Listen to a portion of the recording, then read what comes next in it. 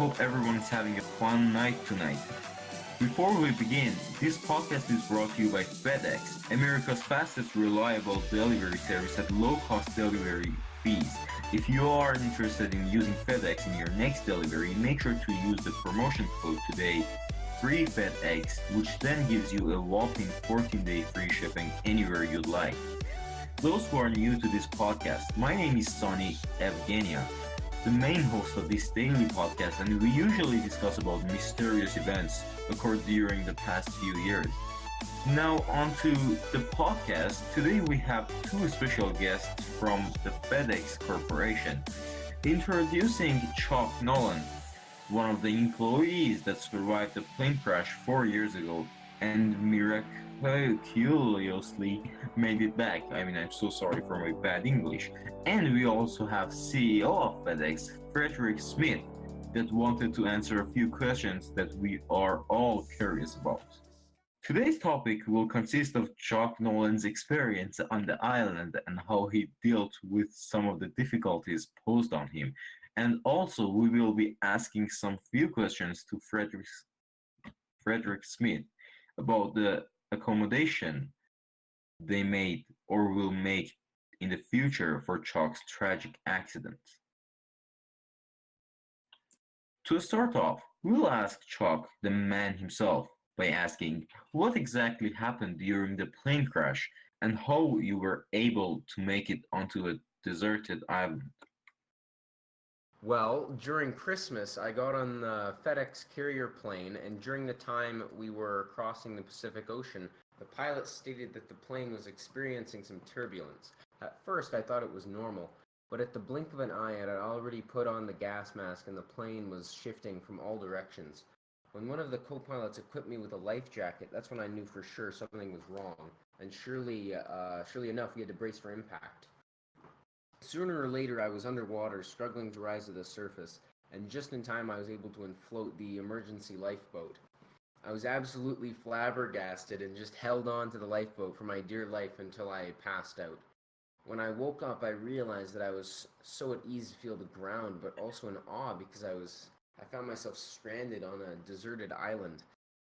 Wow, I'm so sorry. That must have been a traumatic experience. I don't know what to say. That's so hard. Yes, it was. I still have a degree of nightmares of the night of the crash. It was one of those moments where, oh, surely this won't happen to me because it's so rare, but these moments do happen, and I want everyone to know that during these moments, staying calm is the most important thing. That's an excellent point. Now, on to the next question. One of the audience wanted to know what were your difficulties on the island and how did you overcome it? Hmm. I'd say the most difficult part was not finding a food source, water, shelter, or fire in the beginning.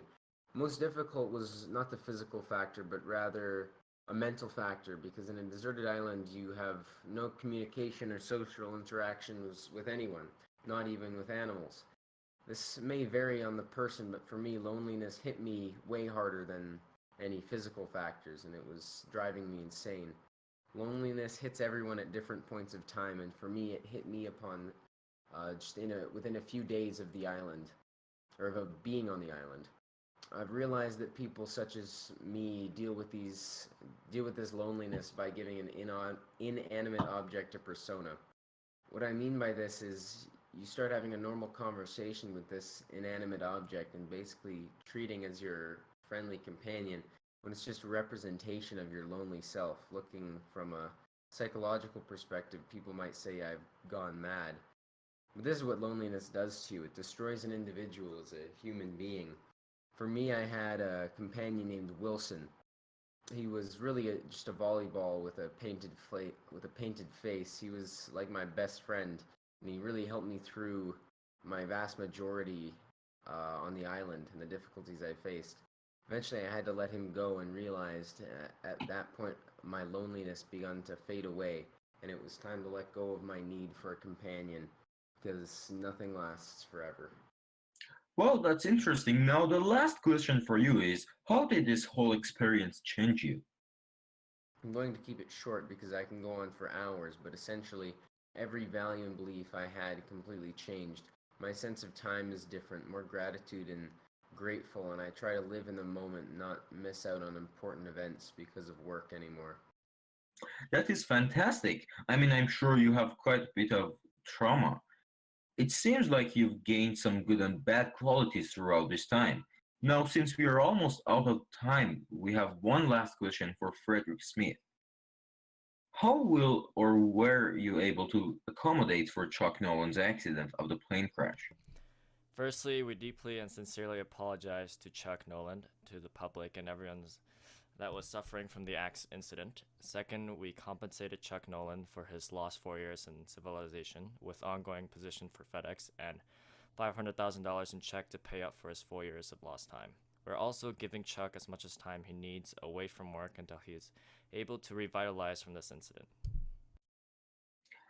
Awesome, awesome. Well, thank you for taking away your precious time to answer a few questions for us, and we would be ecstatic to have you back. Also, thank you very much to all of you who listened to this podcast, and we hope to catch you in the next one scheduled for tomorrow. Bye bye. Have a good night.